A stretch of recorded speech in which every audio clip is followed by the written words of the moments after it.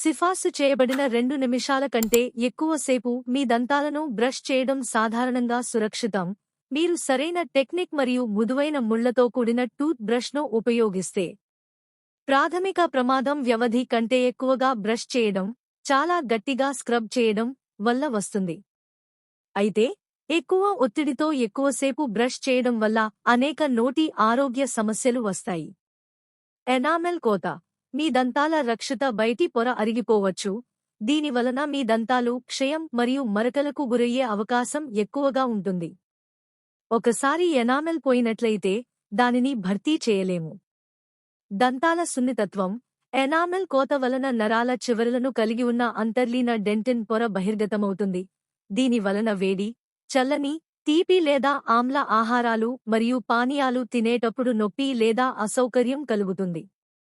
చిగుళ్ల క్షీణత. అధికంగా బ్రష్ చేయడం వల్ల మీ చిగుళ్లను చికాకు పెట్టవచ్చు మరియు కణజాలం దంతాల నుండి దూరంగా వెళ్లి సున్నితమైన దంతాల మూలాలను బహిర్గతం చేస్తుంది. ఇది బాధాకరంగా ఉంటుంది మరియు తీవ్రమైన సందర్భాల్లో దంతాల నష్టానికి దారితీస్తుంది. Tooth brush రాపిడి.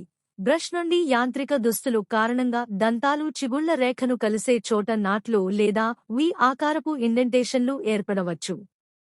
ఆరోగ్యకరమైన బ్రషింగ్ కోసం కీలక సిఫార్సులు. అమెరికన్ డెంటల్ అసోసియేషన్ అదా నుండి ఈ మార్గదర్శకాలను అనుసరించండి. వ్యవధి కనీసం 2 నిమిషాలు, రోజుకు 2 సార్లు బ్రష్ చేయండి.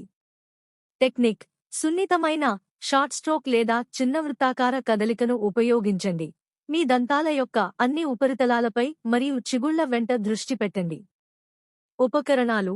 ఎల్లప్పుడూ మృదువైన ముళ్లతో కూడిన టూత్ బ్రష్ను ఉపయోగించండి. మీడియం లేదా గట్టి ముళ్లగరికెలు చిగుళ్ళు మరియు దంతాలకు నష్టం కలిగించే ప్రమాదాన్ని పెంచుతాయి. అంతర్నిర్మిత టైమర్లు మరియు ప్రెజర్ సెన్సార్లతో కూడిన ఎలక్ట్రిక్ టూత్ బ్రష్లు కూడా సహాయక సాధనాలుగా ఉంటాయి. భోజనం తర్వాత సమయం. ఆమ్ల పదార్థాలు, సిట్రస్ లేదా సోడా వంటివి తిన్న లేదా త్రాగిన తర్వాత కనీసం 30 నుండి 60 నిమిషాలు వేచి ఉండి బ్రష్ చేసే ముందు. ఆమ్లం తాత్కాలికంగా ఎనామెల్ను మృదువుగా చేస్తుంది. ప్రత్యామ్నాయం.